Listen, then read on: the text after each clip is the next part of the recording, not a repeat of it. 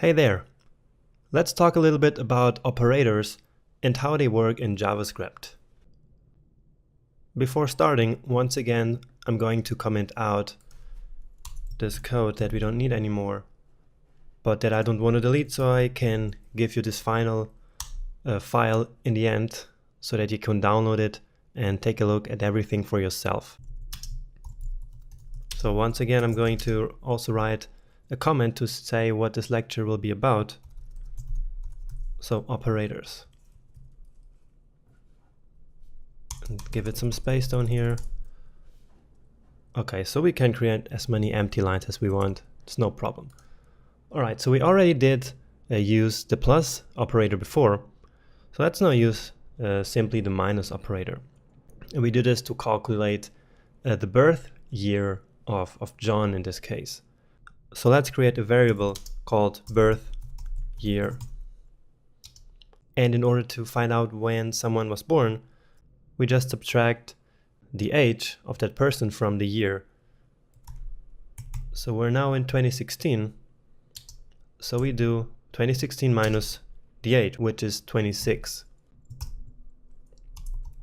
And now if we log this, of course, we will see when John was born. Alright, so 1990. Okay, so let's add another operator to this. And I'm actually going to do it right here. So then we don't have to write this console log line all the time.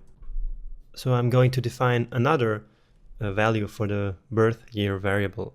So I'm going to mutate it. And we do it like this, as you remember.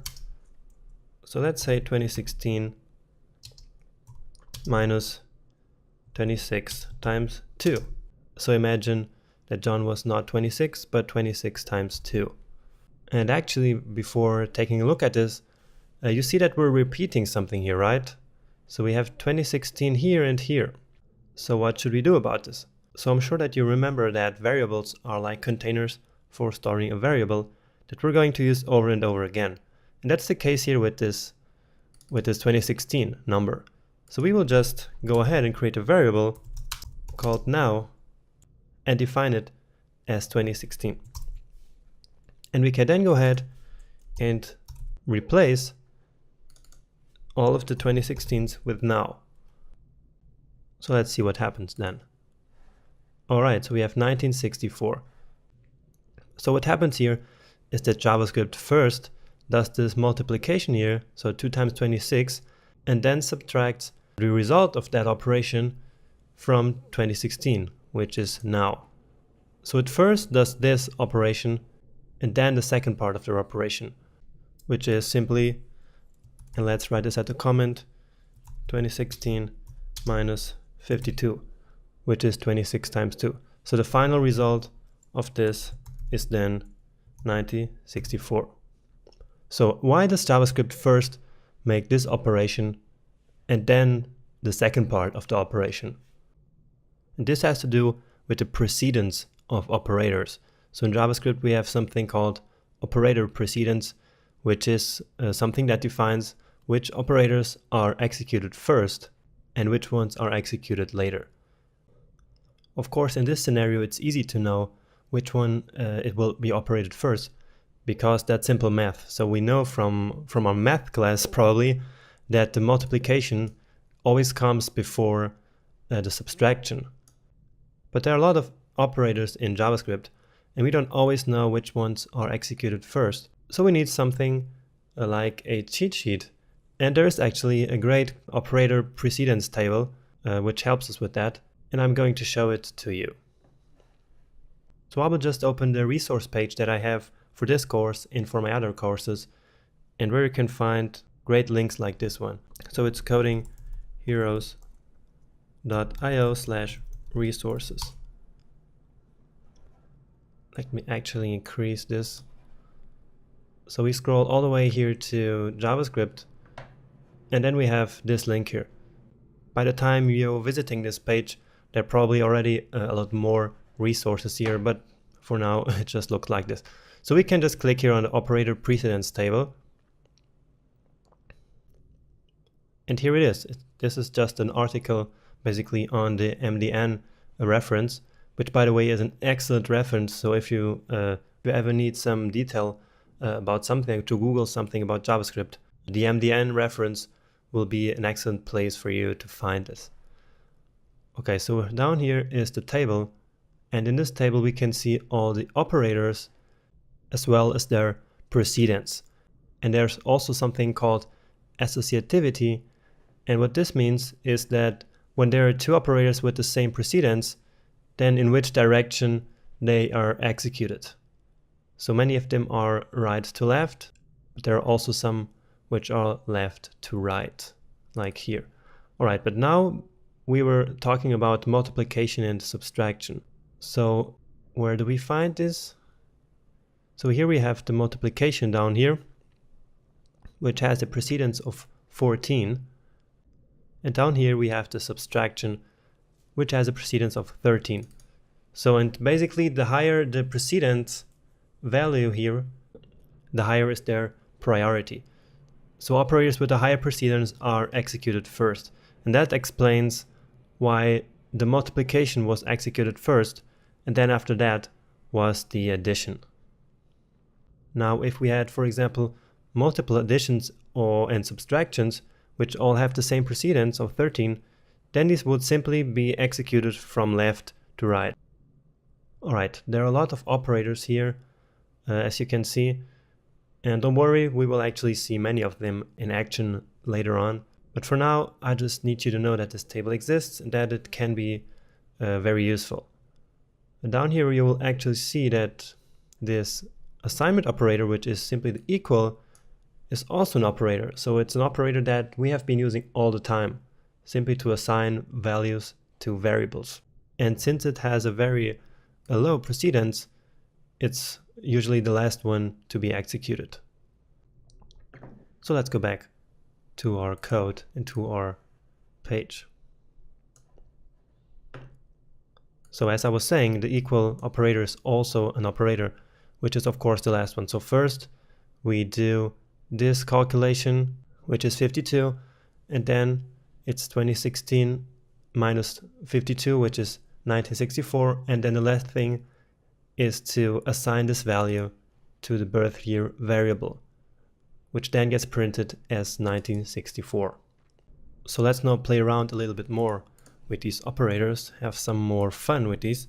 So I will define two variables called age of John and say that he's 30 years old, and age of Mark, also say that he's 30.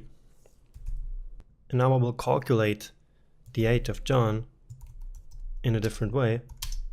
So I will just say 3 plus 5 times 4 minus 6. So how would this be executed? First, this one will happen, so 5 times 4, because it's multiplication, which has a higher precedence than the plus and the minus, and then the remaining two operations would be executed. Now imagine that I wanted to change that, and once again I'm sure that you know from your math classes that in order to do that we use parentheses, just like this. So now the first thing will be 3 plus 5, and then the remaining operations will be executed. And why is that? Once again, let's go to our operator precedence table, and here we will see that the first operator in the priority is the grouping, so using parentheses. So always, no matter what, if we group something together like this, it will always be the first thing to be executed. So in this case, the first thing will be 3 plus 5, which is 8, and then times 4, 32, minus 6, 26. Probably, I guess. So let's just log this.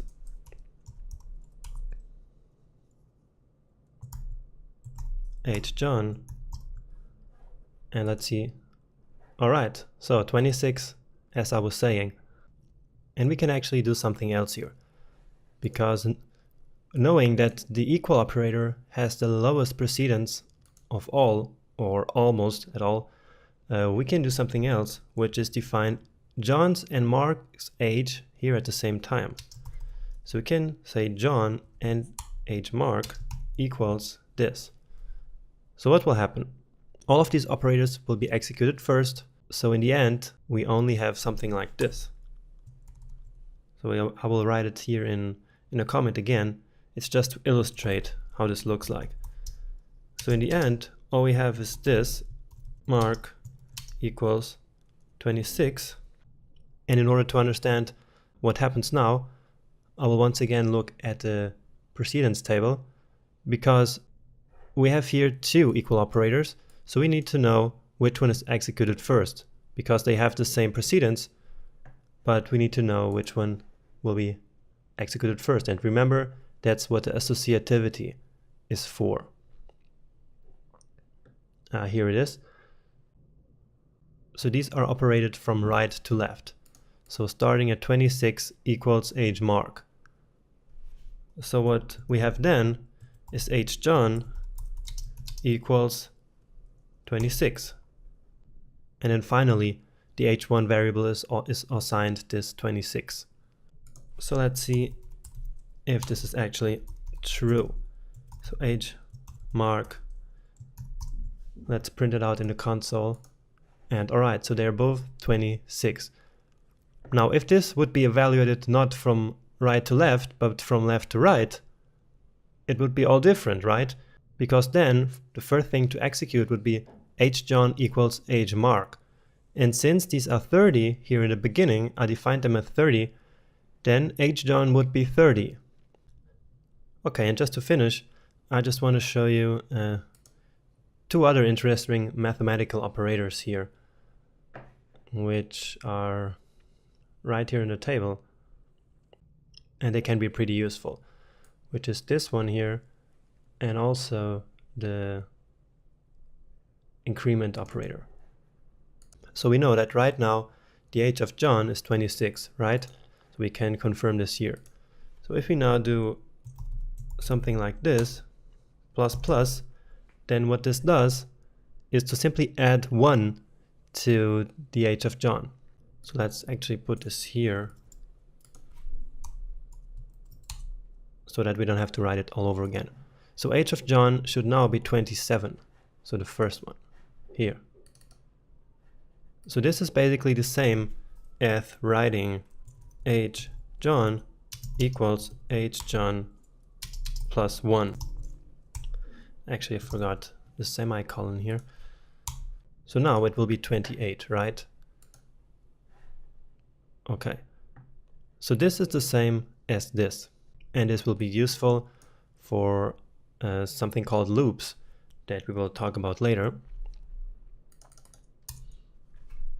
And now just something else which is actually similar to this, and we will do this with the age mark. So age mark, then multiplication equals 2. And what this does is that it takes the age of mark and simply multiplies it by 2. So we should have 2 times 26 now, which is 52. And here we go. Great. So this is the same thing as writing age mark equals age mark times 2. So these are just some operators which allow us to write less code. And once again, there are a lot of different operators, and we will use many of them throughout the course. But for now, I just wanted to show what operators are and how they work and how we can determine their precedence, which is something that can confuse new students.